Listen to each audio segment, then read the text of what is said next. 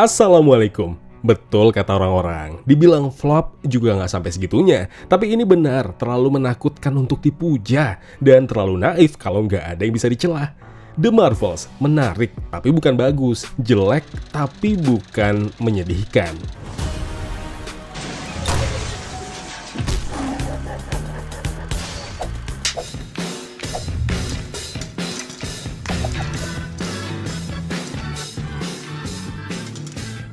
Simple, menikmati film The Marvels ini cukup menganggap filmnya sebagai perantara cerita ke cerita MCU selanjutnya.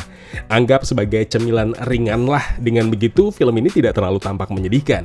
Cuma yang nggak bisa dipungkiri, aku justru malah kasihan sama Brie Larson.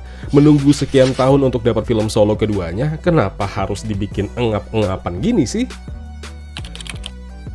Intinya, film ini tentang perang saudara yang terjadi akibat tindakan Carol Danvers di Hala, di mana dia pernah memusnahkan Supreme Intelligence.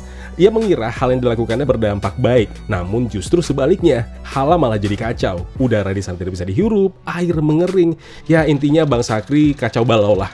Dan muncul tuh niatan balas dendam oleh Darwin, pemimpin Bang Sakri yang sejak menemukan The Bangles satunya lagi yang persis dikenakan Kamala Khan, dan akhirnya ia membuka jump point satu demi satu. Dan gara-gara jump point ini juga berpengaruh sama kekuatan Captain Marvel, Miss Marvel, dan Captain Rambeau, dimana ketiganya sama-sama memiliki light base power, dan ketika mereka saling menggunakan kekuatannya, justru mereka bertiga bertukar posisi, meski itu bertukar posisi ke ruang angkasa sekalipun. Ketakutan terbesar ada pada durasi yang cuma 2 jam kurang 15 menit, ya 1 jam 45 menit. Film MCU dengan durasi terpendek, bener kan? Yang ternyata malah cukup jelas memperlihatkan keberantakan yang nggak kira-kira. Cutscene yang sangat-sangat, aduh nggak bisa lagi ngomong apa ini.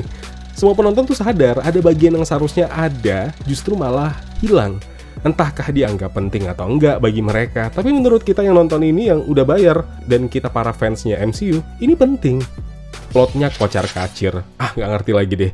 Ada kayak adegan sesaat berada di lokasi ini, sesaat kemudian berpindah ke tempat yang lain, cuma berbeda sekian detik yang seharusnya scene itu berkelanjutan, tiba-tiba kita menyadari kalau mereka udah ganti pakaian aja. Ya ini detail-detail yang kita tuh sadar men. Datang ke sebuah planet, mengira akan ada konflik yang memanas, ternyata malah enggak. Beberapa jajaran pemain yang terasa useless. Menyedihkan emang cuma jadi pemain bangku tempel.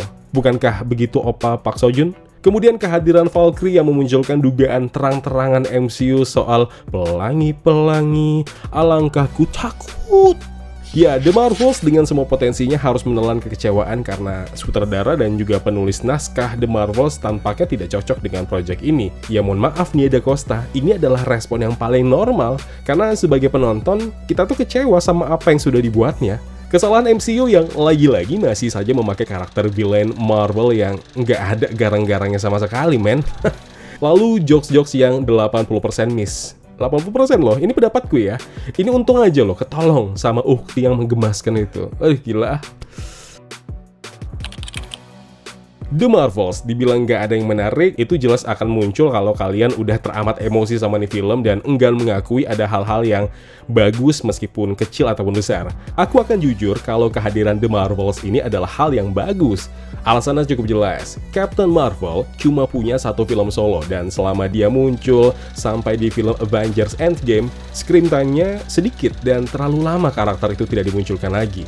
Monica Rambeau, si cikal bakal Spectrum yang dinantikan reveals-nya dan sejak dia nongol di serial WandaVision, begitu juga fans bertanya nih orang akan kemana setelah WandaVision berakhir?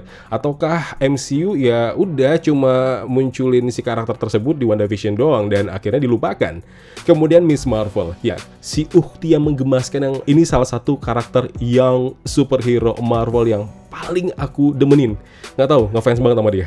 Ya, sudah pasti hidupnya tidak akan jauh-jauh kan sama Captain Marvel. Walau pertama kali diumumkan karakternya sebagai mutant pertama MCU, tapi menantikan X-Men MCU kan terlalu lama. Karakternya akan dilupakan kalau tidak muncul juga dalam waktu yang sangat lama. So, sudah sangat jelas, alasan yang tadi sudah aku sebutkan adalah hal yang paling masuk akal, dimana akhirnya jadi sesuatu yang paling tepat terbentuknya The Marvels ini. Ya anggaplah proyek ketidaksengajaan, proyek dikala senggang, serius tapi santai, dan ini bisa terlihat. Paling enggak The Marvels memberikan nafas tambahan buat para fans MCU. Kemudian adegan fight yang bolehlah dibilang oke. Di antara semua jajaran cast, aku paling demen sama Teyonah Parris yang memerankan Captain Rambeau dan Iman Vellani yang memerankan Miss Marvel. Dua mereka ini adalah juara umum film ini. Ya, mohon maaf ya Brie Larson, bukan aku tidak ngefans, bukan aku tidak suka, tapi emang filmnya menjatuhkan harkat martabat Anda. Aku tidak bisa menikmati perubahan signifikan dirinya yang jadi sok asik gitu loh. Ya, ini bukan Carol Danvers yang pernah kita kenal kan selama ini. Ya, aku nggak mengerti ya dengan perubahan yang sangat-sangat berbeda ini. Boleh kalau mungkin kalian punya teori, silahkan share aja di kolom komentar. Dan tentunya mid dan post credit scene yang selalu jadi incaran para fans. Teori liar sebentar lagi akan bermunculan gara-gara hal ini, terutama yang scene ada biru-biru X itu.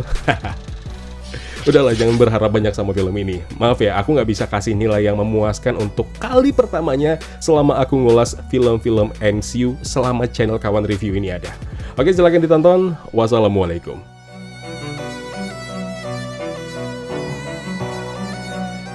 Ya kawan-kawan, terima kasih telah menonton video review ini. Jangan lupa klik tombol like-nya kalau kalian suka, klik tombol dislike kalau tidak suka. Klik juga tombol subscribe dan bel notifikasinya, biar gak ketinggalan review film terupdate lainnya. Kalau gitu aku Zain pamit undur diri. Terima kasih, jaga kesehatan, tetap positif, dan jangan lupa bahagia.